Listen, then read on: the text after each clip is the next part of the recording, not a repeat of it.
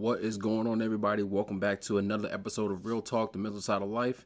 I'm your host, Jay Jones, and it's good to be back. I mean, we've had a lot of different things going on over the last few months or so, which is why we haven't had a podcast episode, but we're working on getting back into it. We have a few guests on the way, and on top of that, what we're doing is actually doing video for the first time. So if you're listening to this on Spotify, Google Podcasts, soon to be Apple Podcasts, you'll be able to look at this as well on YouTube as well. Link will be in the description if you're on whatever platform you're listening to on your podcast networks. And for me, it's good to be back in the podcast seat just because it's just been a while. Today, I have plenty of topics I can think about, and we'll get to at certain points, especially with solo episodes. But today, I want to focus on one that has been very near and dear to me since I was probably the age of 14, and that's the subject of therapy. And we talk about therapy I'm trying to think about the light that we talk about therapy. I think it's much better now, especially with different services that are out there. I think one that comes to mind that a lot of YouTubers actually reference is BetterHelp. And I know I looked into that at one point, but we will get back to that a little bit later on. But I want to talk about therapy in terms of my experiences with therapy from the beginning, kind of what it used to be looked upon at some point, but then also now how I'm able to use kind of this platform and also just encouraging people to get the help that they may need.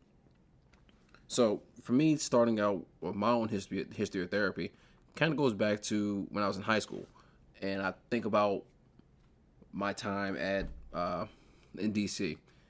14 years old, I was a kid that went to a all boys high school, so very different from my elementary school. And I knew at least that at that point I was dealing with a lot of different things when I was growing up. And I think about the pressures of myself that I put on me when it comes to my academics. I also think about me trying to become an athlete, things at home in terms of shifting home dynamics, because I think maybe a couple years beforehand I was in a house that was full of siblings to almost like overnight being basically in the house by myself. So I had to figure out how to work with shifting dynamics, and it was different. I didn't know how to kind of process that. I didn't know how to feel about it. And at least within that time frame, it was kind of hard to talk about. And so, yeah, I've had to say this in many different venues before, and I will make sure I say it again because it's important for me to put it out there. Home dynamic was one of the best I ever grew up with. That is for sure one of the best things I wanted to make sure I put out there.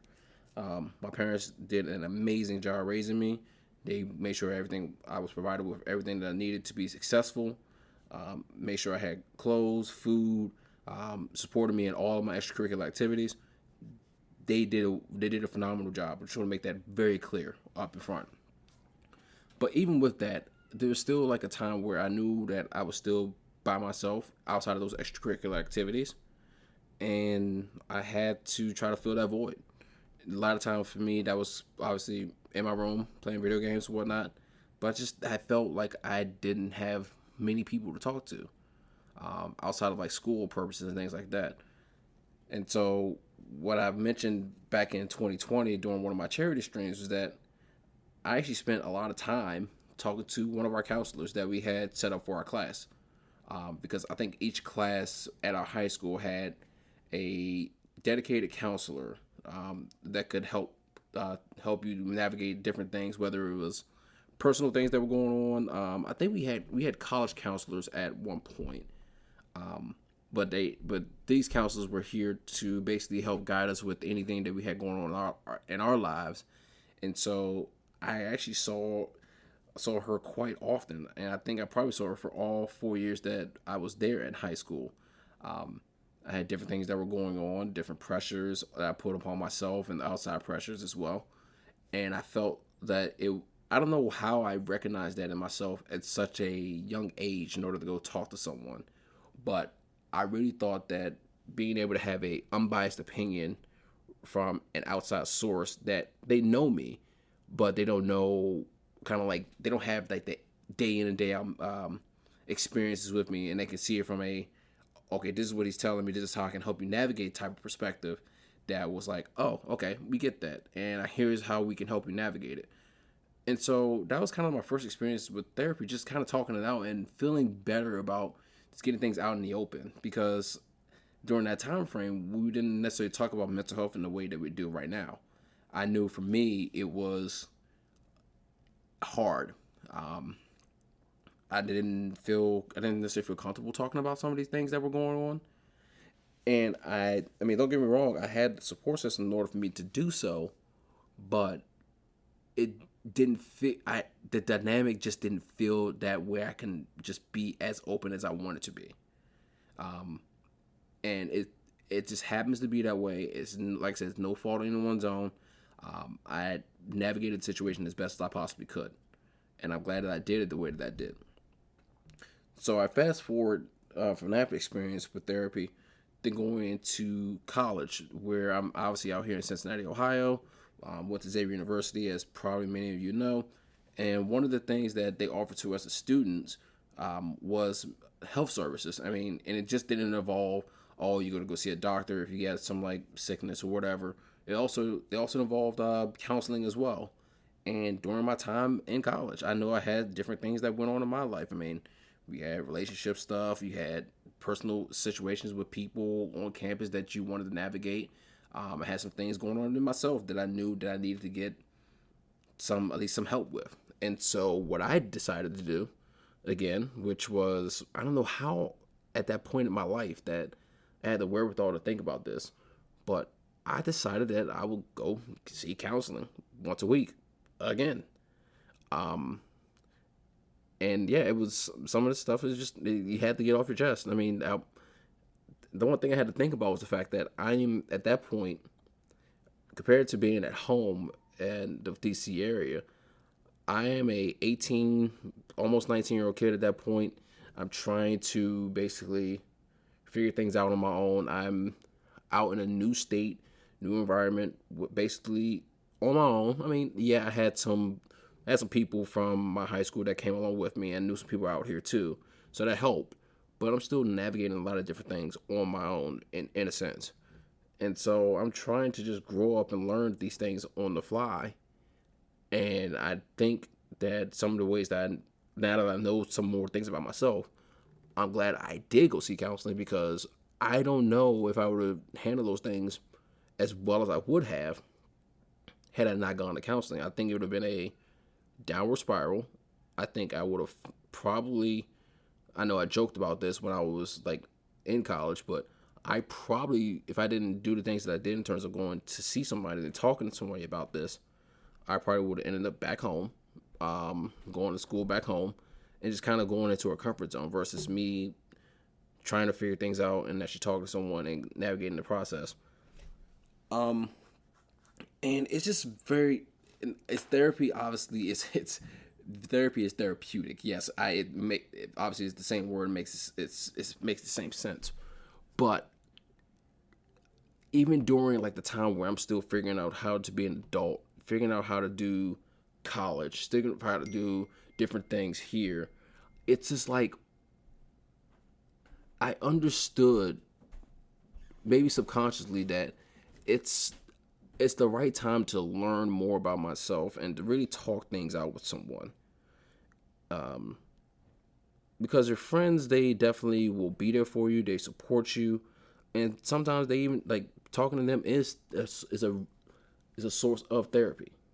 But being able to have someone that's been trained in this, they are licensed in it, they understand the mechanisms of the human mind and how to be able to work through different situations that a person is going through, it makes a lot of sense, and it helps so much. And I honestly think that had I not done that, I'm not sure if I'm really talking to you all today, talking about therapy, if I'm being completely honest. And so I thought about everything that I had gone through, and I was just like, okay, I found the thing that works for me. Talking to someone works for me in this situation, and I also learned about what helps me get through life. Now, granted, that some point in time, and this is not a knock against anyone that does this for themselves, especially if they're working with a licensed, trained mental health professional, because this has worked for people.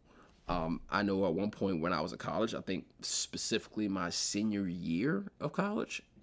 Not a lot of people know this, but I think I actually was on medication for a bit of time. I mean, I get to this. I get to what I've learned about myself a little bit later on, but I I needed to be on medication at that time, and I'm glad I was, because some of the things that the way I would react would be so off, and going to see a therapist about that and kind of getting the suggestions kind of helped me understand a little bit more about myself, and being able to just kind of use different methods and techniques in order for me to navigate what I was going through helped.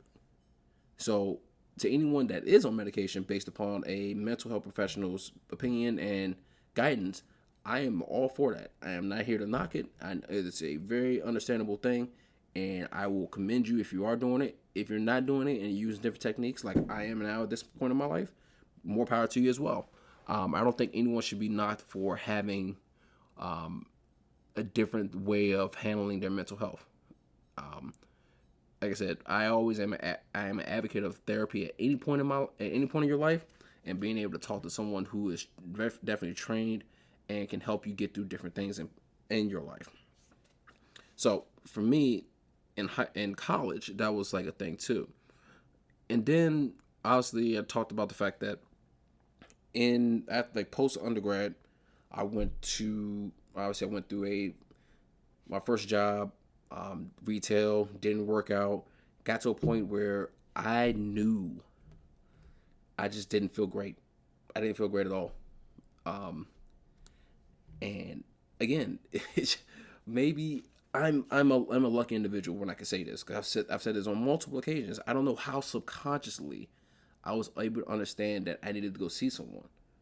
But in that situation, I knew I needed to go see someone because, God forbid, something were to happen, and we're not having this conversation at all. You and I, you person that's watching this, you that's listening to this, we're not having this conversation at all. And so I did go seek some help. Did go seek another therapist. I've probably seen it. This is probably my third or fourth therapist at that point. Just trying to just think about the amount of people I've seen. And this was a more of an emergency visit therapy session, but definitely one that was needed. I think post undergrad I got off medication, but not post medication. I would say before I left Xavier, I was kind of on medication, kind of not. But then once I had that emergency situation, I ended up being back on medication for a short period of time, just to get myself back in order. And so it helped. And also some things changed in my personal life that my situation changed, and it definitely helped that in order for me to kind of get off of medication, which it's a very hard thing to do if we're being completely transparent about it. Because once you start medication, you have to do a lot of different things to wean yourself on and then wean yourself off of it. And some people can do this where they can cut it cold turkey. I was not one of those people. I needed to wean myself off of those. So that's another subject for another day. We can talk about that at another time. But we're just keeping it to the therapy situation here and kind of my experiences with that. And then for a time, I just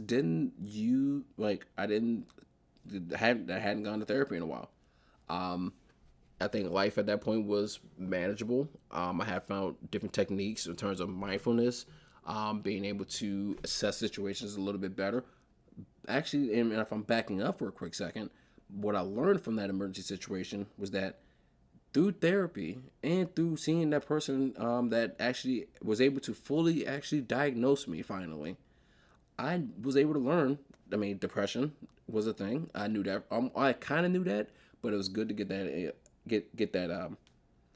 diagnosis. Anxiety, good to get that diagnosis as well. And something else I didn't even know at the time was a thing, but it turned out to be something that made so much more sense as I started to go through the process.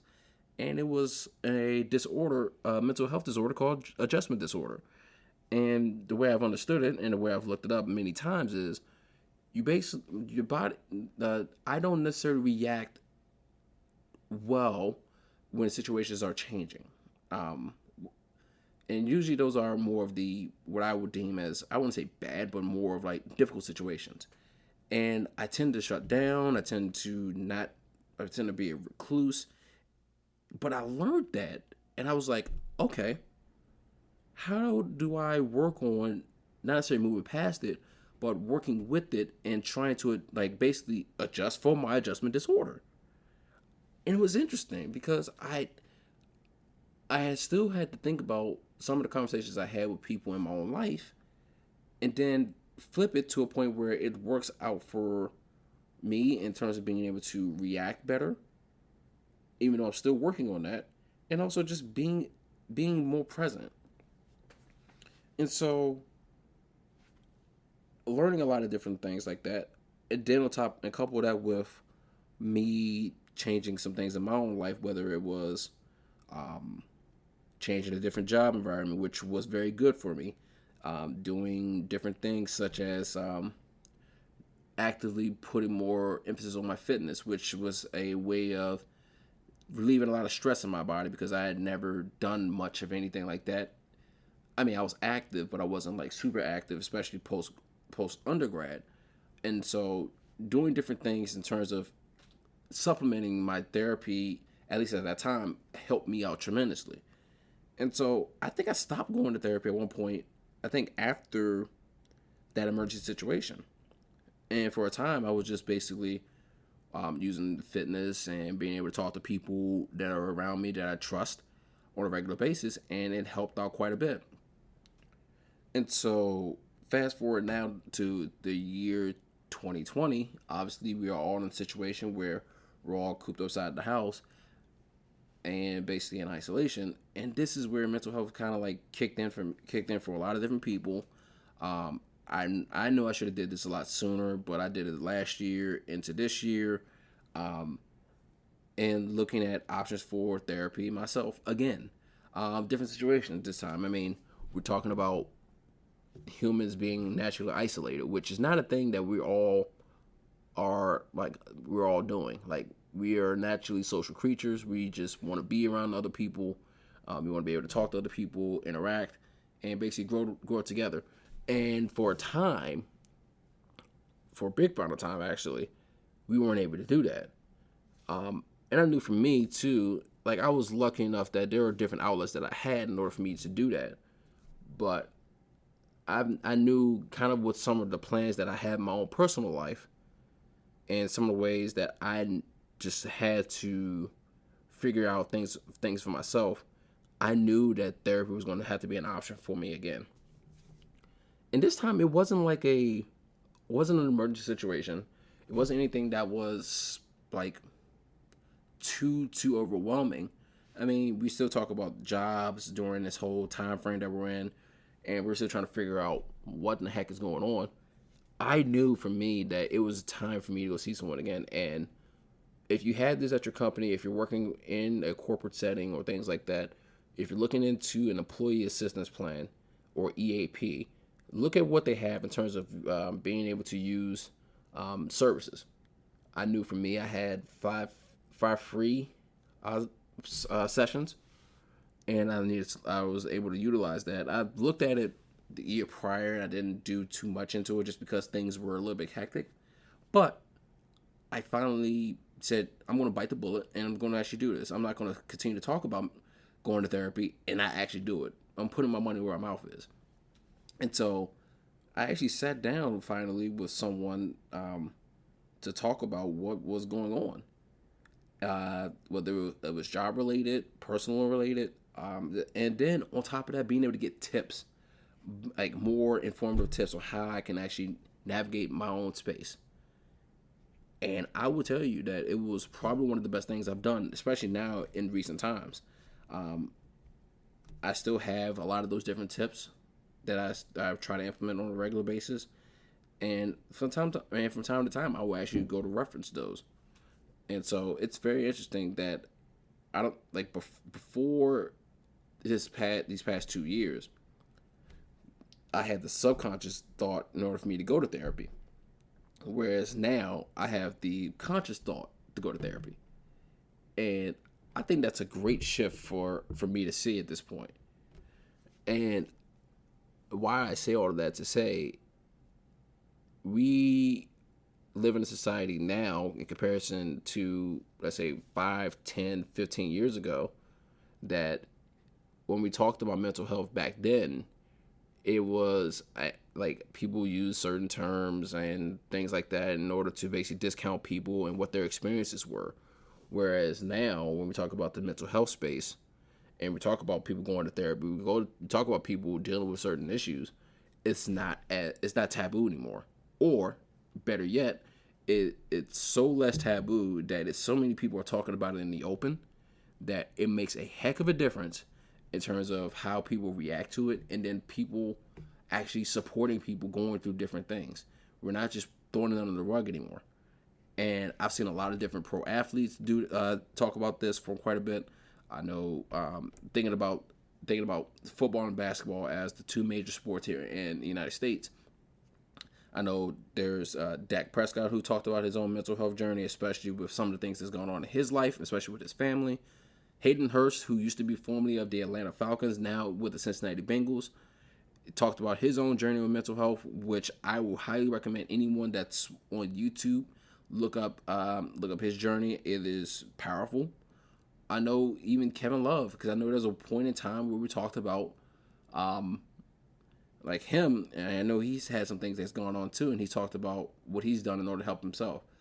And I love the fact that so many more people are talking about doing therapy or doing things to take care of themselves, that we're starting to see such a shift in not only the mindset but how we think about and talk about these things, that I will always advocate for people going to therapy, going to talk to someone, going to seek the help that they need. And so with me, when I talk about with you all going to therapy, like with people going to therapy, if you are on the fence about doing it, just try it. You don't have to do it for a very, very long time. I don't expect people to do that just because some people don't feel comfortable with talking to other people, like talking to people about their feelings. And I would say that's okay. But what I will also say to you is that if you are kind of bottling up some things that are going on in your life, make the consideration. Take the time in order to just think about talking to someone that maybe you don't want to have a biased opinion in terms of, let's say, friends and family that may basically support, like, have confirmation bias towards what you're saying to them, and you're basically just looking for that. What I would probably say is, this is not me speaking as a licensed therapist. I am not trained in that whatsoever. This is just my experience. Having someone that has an unbiased opinion and that can help you kind of navigate things from a neutral source makes a heck of a difference. At least it has for me. And so when we're talking about these things, like, don't be afraid to just give it a chance. And if you don't like it, I think the beauty of therapists and different therapists that are not only here in the locally in the area, but all across the country, and all the different services that are out there, that you can change up a therapist that fits you. You can find someone that literally fits what you're looking for, how they respond to you, what they offer to you, and it doesn't have to be such an arduous task. People change therapists all the time, and obviously we're human, and some people will feel like, oh, well, I'm not doing a good enough job for you. But they also understand that not everyone is a fit for every person. Like, everyone, like, you can't have a one size fits all therapist for somebody, for pretty much everyone. And so what I love is the fact that, one, the mental health space is being talked about much more in the open now. We're not running away from it anymore. I think we've had to confront it based upon what we've all experienced together.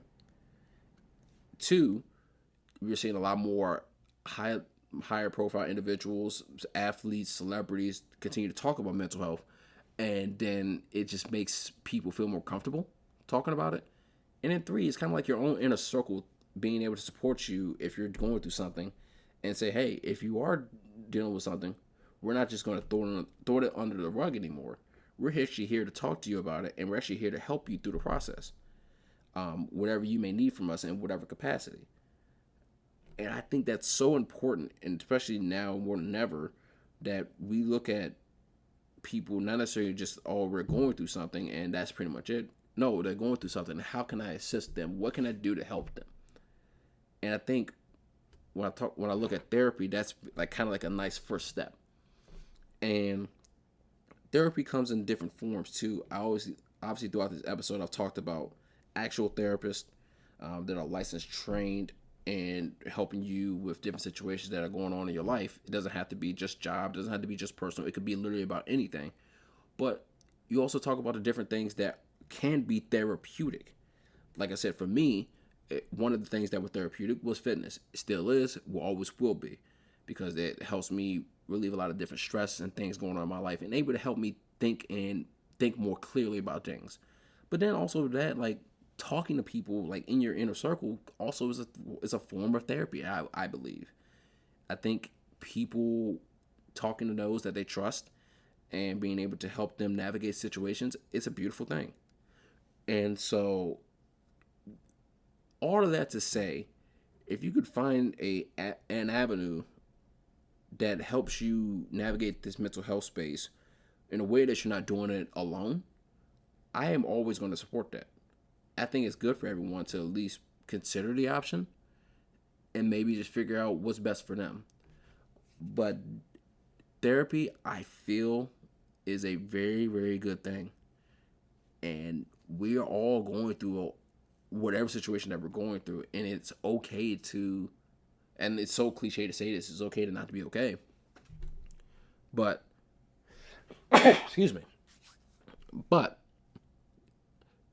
you don't have to go through that alone. And if you don't feel comfortable talking to someone that's in your inner circle, a therapist is always there. I know, like I said, I talked about this. I was looking for my own services, and I obviously started off with a service like BetterHelp. I know they have plenty of licensed therapists that are out there. I almost went through them, but I decided to go through my company's employee assistance program just to make sure I utilize the free 5 sessions that were available to me. But then, like I said, if I really wanted to, I can jump back in. Obviously, I'll be paying for it on my own at that point, probably with the help of insurance. But it doesn't hurt to just go and take a look at that again, if and when I need that. And so, I would thoroughly and I highly advocate for being able to talk to a mental health professional. I think it helps quite a bit.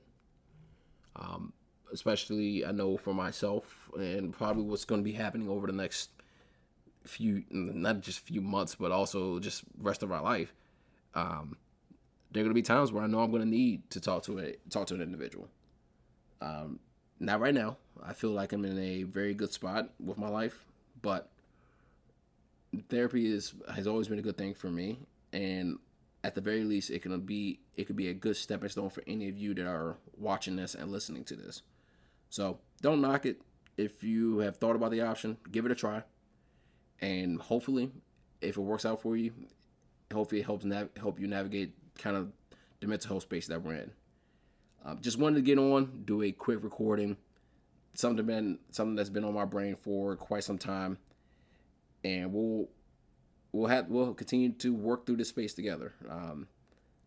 It's been interesting and challenging, but day by day we're getting better. So more episodes to come, you all. I'm glad you all tuned in for this very short, but I think very important topic of therapy. And we will get back to plenty of recordings in the near future. I'm hoping to add more of these to the YouTube channel going forward, just because I feel like it's important. But got plenty of guests on the way, and we will see you all in the next episode. Again, this has been Jay. to continue to take care of yourselves. I love you. Stay safe, and I'll see you soon.